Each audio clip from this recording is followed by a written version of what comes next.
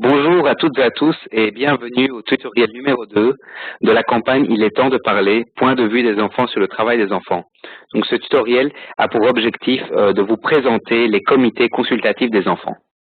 Donc, que sont les comités consultatifs des enfants, en abréviation les CCE?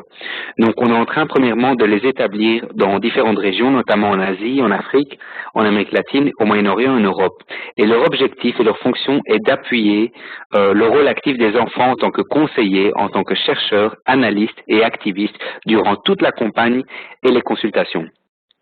Donc aussi pour vous donner une autre information, nous avons aussi mis en place un comité consultatif d'adultes, mais qui se réunit uniquement de manière virtuelle.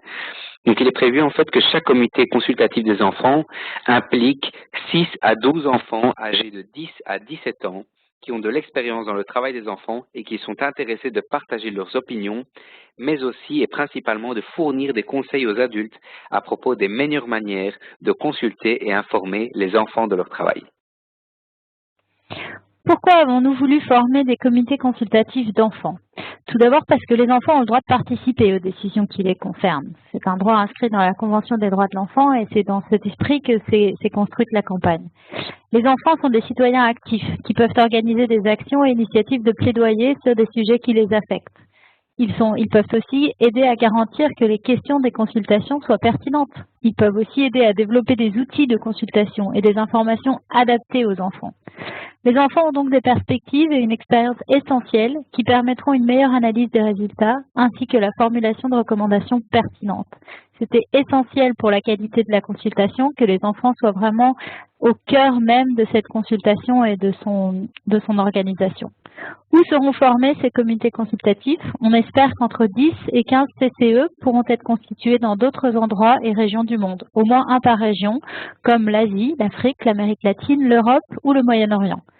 Les comités consultatifs des enfants seront constitués dans les endroits où une organisation d'aide à l'enfance, un mouvement d'enfants travailleurs ou de jeunes organisés s'engagent à soutenir un CCE pendant une période de 1 à 2 ans, de janvier 2016 à octobre 2017. Un comité consultatif peut s'appuyer sur un groupe d'enfants existants dont vous faites partie, mais vous pouvez aussi décider de créer un nouveau groupe d'enfants travailleurs afin de constituer un nouveau comité consultatif des enfants. Alors, quels enfants sont et seront impliqués dans les comités? Donc chaque comité, donc comme on l'a déjà dit, peut comprendre 6 à 12 enfants âgés de 10 à 17 ans. Mais nous espérons aussi que d'autres enfants travailleurs dans votre région souhaiteront participer à un comité. Donc les enfants sont incités eux-mêmes à définir les critères d'élection de leurs propres représentants au sein d'un comité. Donc nous vous donnons ici quelques exemples de critères que nous considérons vraiment importants à prendre en compte au moment de former et d'élire des membres de votre comité. Premièrement, que des filles et des garçons qui soient âgés de 10 à 17 ans aient une expérience dans le domaine du travail, que ce soit rémunéré ou non, que les enfants soient intéressés et motivés pour s'engager bénévolement et activement dans des réunions tous les 3 à 4 mois en donnant des conseils sur les consultations ainsi que les résultats des consultations sur la vie des enfants travailleurs.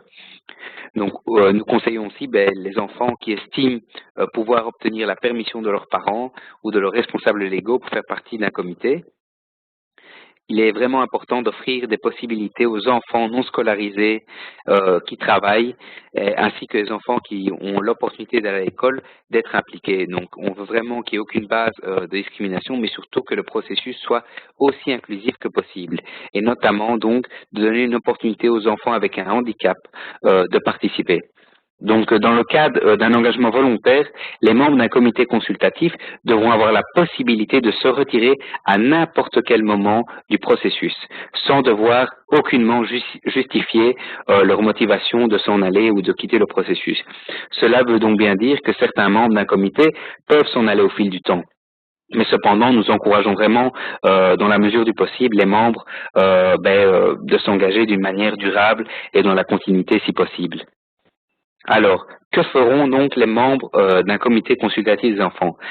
Premièrement, ils seront soutenus par une organisation locale, donc un partenaire de la campagne, pour se réunir régulièrement au cours de réunions assez brèves de 2-3 heures ou peut-être une demi-journée tous les 3 à 4 mois. Et donc, le but de ces réunions sera premièrement de fournir et de donner des conseils sur les questions de recherche, sur les démarches de recherche qui doivent être adaptées aux enfants et sur l'échange des principales informations de manière adaptée aux enfants. Donc ce qu'on veut en fait, c'est que pour que la campagne soit vraiment informative, mais aussi inclusive, que le langage utilisé soit adapté aux enfants. Et qui mieux que les enfants eux-mêmes peuvent être experts dans ce domaine.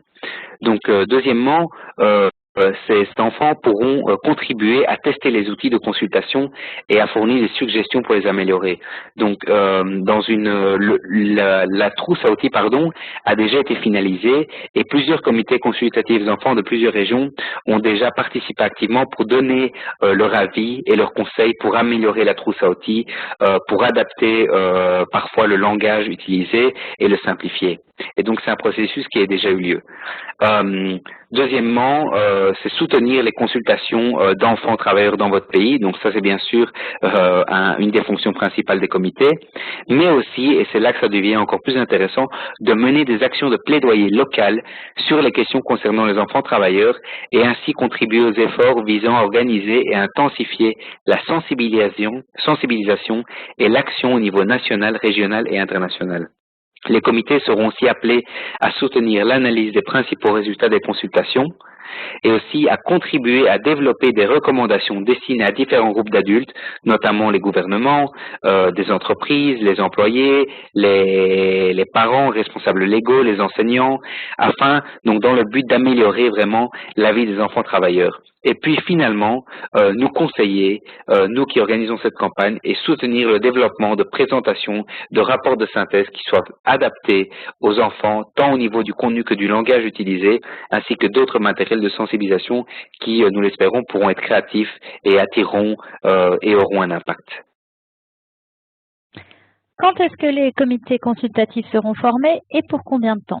Les comités consultatifs, comme l'a dit Nicolas, ont déjà été formés et nous espérons que d'autres se formeront entre maintenant et la fin avril 2016 afin de participer à toutes les activités que Nicolas a nommées, notamment la révision de la boîte à outils quand il s'agit des questions de recherche, d'informations adaptées aux enfants et des outils que nous avons utilisés. Ce processus a déjà eu lieu. Néanmoins, la campagne va commencer, les consultations vont commencer. Aussi, les comités peuvent appuyer les essais de la trousse à outils ainsi que fournir un soutien aux autres consultations qui auront lieu dans leur pays.